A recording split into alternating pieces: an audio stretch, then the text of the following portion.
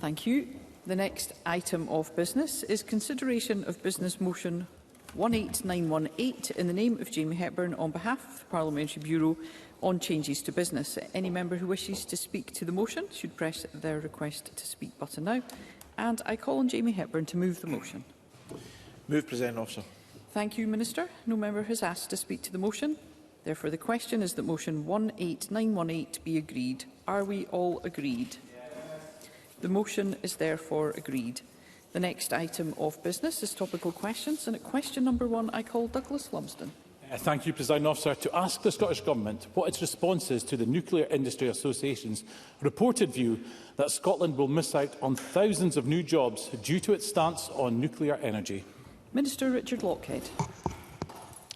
We are focused on supporting growth and creating jobs by capitalising on Scotland's immense renewable energy capacity rather than the more expensive new nuclear energy, which takes, of course, decades to build and potentially creates a further legacy of radioactive waste, which, of course, is so costly and difficult to dispose of. Significant growth in renewables, storage, hydrogen, carbon capture and decommissioning are key opportunities for our future energy workforce in Scotland, with independent scenarios from Ernst & Young, EY, showing that with the right support, Scotland's low-carbon and renewable energy sector could support nearly 80,000 jobs by 2050. Douglas Lumsden. Presiding Officer, there is a fundamental dishonesty towards nuclear from the SNP. They are quite happy to use nuclear energy from England or France when the wind is not blowing. But they block any moves to have this baseload generated in Scotland, closing the door on jobs, investment and opportunities. The Scottish economy is missing out on thousands of well-paid, good jobs. Next week, the UK and US are set to sign a multi-billion-pound partnership, but that investment in SMRs will bypass Scotland due to the SNP's anti-science dogma towards nuclear energy. So will this SNP government end the conspiracy against nuclear power and follow science instead and publish its belated energy strategy with nuclear playing a key role? Minister. Presiding Officer, I'm old enough to remember being in this chamber back in 1999, 2000, up to 2007, when my party proposed developing Scotland's renewable energy potential, and we told that our renewable energy targets were unachievable. It was pie in the sky, but here we are in 2025, and we're producing enough renewable electricity in our country to meet domestic demand. So we did achieve Scotland's ambitions in terms of renewable electricity, and we can achieve much, much more. There's a huge prize to be captured here for Scotland, a massive economic opportunity in terms of Scotland's renewable potential. That's what we should focus on. As he will know, the cost of nuclear power plants are rocketing, and there's decades of lead-in time for these technologies as well, whereas we've got this prize we can capture in the coming decade or so, and we should focus on that. Douglas Lumsden. No answer on when the energy strategy will be here. We've been waiting almost years for it now, Minister. And we have a brilliant nuclear workforce at Torness and Hunterston who add so much economic value to Scotland. But this SNP government are turning their backs on the workers who have been keeping the lights on for decades.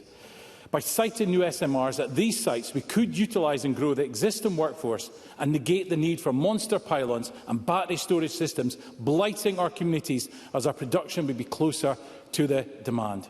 So can I ask the Minister, once again, when will the Government finally publish its late energy strategy? Minister. The member talks about the implications for jobs, and I should refer to another independent analysis, again by Ernst & Young, which suggests that with the right support there could be 2,044 jobs and £383 million of gross value added in nuclear decommissioning in Scotland by 2045. So the member is right in that there's many valuable skills in Scotland's nuclear sector, and we should put these to good use in the decades ahead. And therefore there will be plenty of jobs created in renewables and in nuclear decommissioning in this country, and we'll see more about energy strategy in due course. Audrey Nicholl. Thank you, Presiding Officer. As the Minister highlighted, nuclear power takes decades to become operational at an eye-watering cost to the public, with EDF Energy reporting that the costs of Hinkley Point C could spiral to almost £48 billion, more than double the original estimate. Does the Minister agree with me that, given the risks and huge costs of nuclear, we are better placed to take advantage of Scotland's natural abundance of far more affordable and far quicker to deliver renewable power? Minister. I think Audrey Nicholl lays out very eloquently the case for the Scottish Government's current energy policy, and she's quite right to talk about the spiralling costs, the eye-watering costs of the proposed nuclear power stations, or those that are under construction in England at the moment, which are tens of billions of pounds. And we could deploy that, Presiding Officer, and give Scotland our share of that to deploy our renewable energy resource in this country, to create even more thousands of jobs and support supply chains in this country. And we should focus on capturing that prize.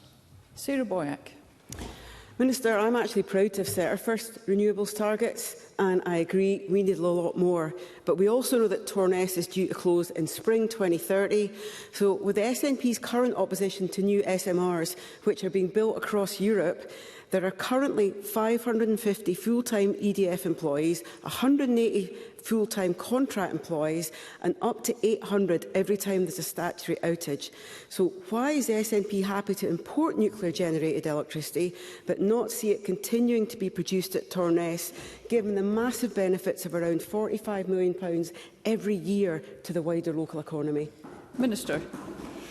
Well, as I referred to in my earlier answer, and I welcome the member's support for our renewable energy targets, which our administration set before ours came to power, and our government since 2007 have achieved our targets likewise. And in terms of the jobs, I have already indicated earlier that tens of thousands of jobs have already been created in Scotland in renewable energy, and there's potential for creating tens of thousands of more. And indeed, I referred to, in terms of the nuclear industry, the significant potential for the Scottish economy and for deploying our skills in the nuclear industry in nuclear decommissioning. So there's many opportunities there for creating new jobs in Scotland and sustaining those jobs we currently have at the moment. Patrick Harvey. In the original question, I think perhaps the idea that a private sector industry body lobbies for its own self-interest might be the least surprising revelation I've ever heard, and that work by the Tyndall Centre shows that renewables can generate up to 6 times as many jobs as nuclear UK-wide. Does the Minister agree that if the Conservative Party was the least bit interested in jobs, in low-cost energy, in low-carbon, they would embrace the net zero opportunities for Scotland, embrace the future, instead of trying to drag us back to the technology of the 1960s? Minister. Well, again, I agree with the member, and we have this golden opportunity for Scotland. We have this competitive advantage. We have this massive natural resource of all our renewable energy and clean energy sources. It would be crazy not to deploy that and to focus on that and deploy our investment on that massive potential for Scotland, for our companies, for bringing around low, cheap, cleaner energy, and all the other benefits that go with that. Fergus Ewing. Presiding Officer, Hunterston shuts in 22. Torness is due to close in 2030. There's a question mark hanging over the gas station at Peterhead. Is there not a more fundamental question, which is how do governments ensure that we avoid blackouts, which nearly occurred on the 8th of January this year in the UK? And does he not accept that without baseload and backup, it's impossible to provide synchronicity, inertia, and therefore grid stability to maintain the national grid at 50 hertz? How can this be done without some baseload and backup? And will there be a full day's debate about these really crucial issues in our own Parliament? Minister. The member raises very important principles that should underpin any energy policy for any country in the world. But of course, we have to bear in mind here we're talking about new nuclear power stations which take decades to build. We can't wait decades to answer some of the challenges that the member outlines. That's why we should continue with the deployment of Scotland's massive clean energy, renewable energy resources and capture the benefits from that. Martin Whitfield. I'm very grateful, Presiding Officer. Surely the golden opportunity rests with both. The question that's still not been answered is when is the strategy going to be published? So will the Scottish Government undertake to publish that before the end of this session of Parliament? Minister. My colleague Gillian Martin will keep Parliament up to date with that in due course. But in terms of the question on jobs, which is why I'm here as Employment Minister, I'm emphasising to Parliament we have a massive opportunity to capture in terms of creating new jobs for Scotland in the energy sector. We can already see the evidence from independent analysis of the tens of thousands of new jobs in energy this administration has created. Surely we should all work together to capture that prize. Thank you. We have a long afternoon. I'd be grateful if members would speak when they were called and not otherwise. Question number 2, Carol Mockin.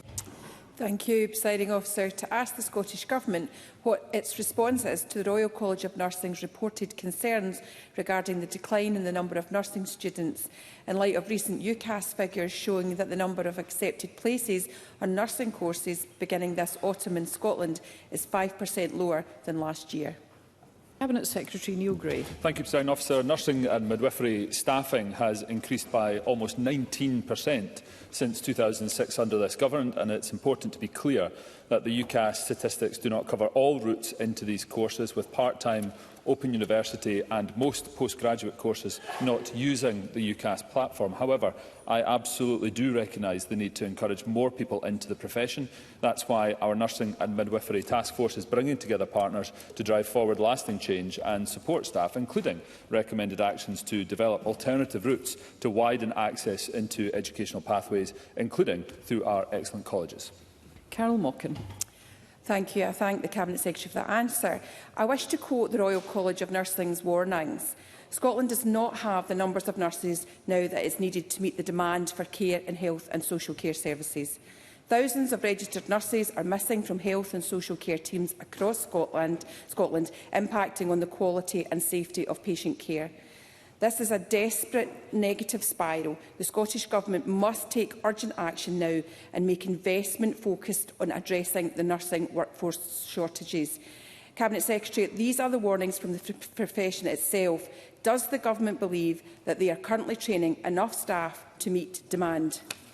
Cabinet Secretary. Thank you, and I thank Carol Mockin for that answer, because this is a question for these are very serious issues, and we are working with the Royal College of Nursing and the Royal College of Midwifery to ensure that the Nursing and Midwifery Task Force is taking action to address these issues, and we're working in collaboration to deliver on the recommended actions and recognise that widening access into nursing and midwifery programmes will be important to grow the number of nurses and midwives, and substantial pieces of work have already begun to widen access, including with our higher education institutions, to test innovations over the next 3 to 4 years, including collaborations with the college sector to ensure that we're enhancing and promoting rural and island recruitment and retention, including the delivery of satellite education and development of work-based learning programmes.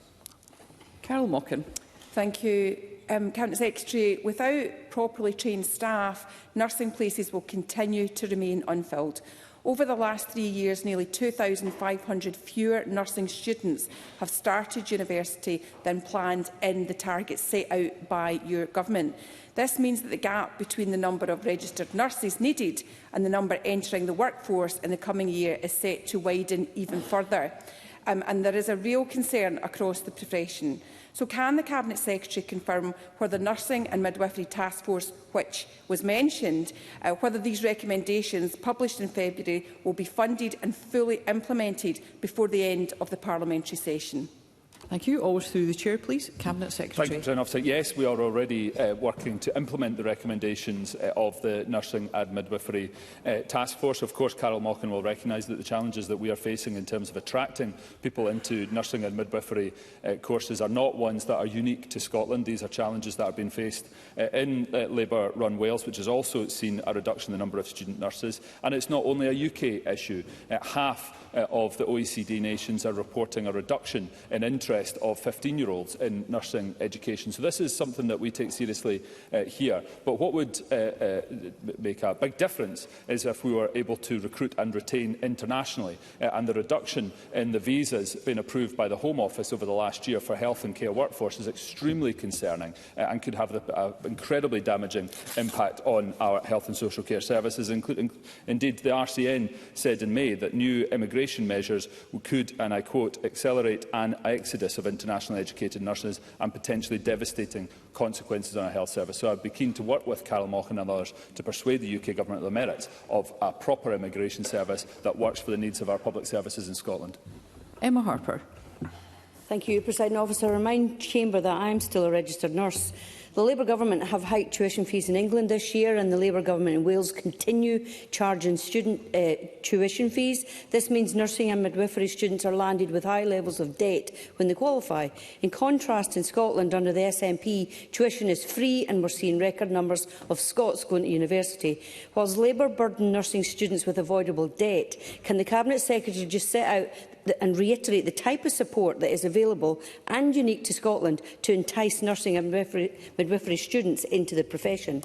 Cabinet Secretary. Thank you, President Officer. Our package of support for student nurses in Scotland and midwives is currently at its highest level and is the highest level of support to be provided across the United Kingdom. The annual £10,000 bursary is non-means tested, non-repayable. Eligible students receive free tuition, free uniforms, free disclosure and health checks, as well as the reimbursement of clinical placement expenses. Some students also qualify for additional allowances to their bursaries, such as dependence allowance, childcare allowances and/or single parent allowances. That's what you get with the investment from an SNP government. Free tuition, always protected, additional bursary support, allowances for childcare. What do you get with Labour? Broken promises, negativity, no ideas and a hefty bill to pay at the end of your studies. Brian Whittle. Thank you, Presiding Officer. These figures follow the reports I highlighted last week showing nursing and midwifery vacancies have risen by 60% in just 6 months. And those figures were preceded by numerous others, all pointing to the same issue.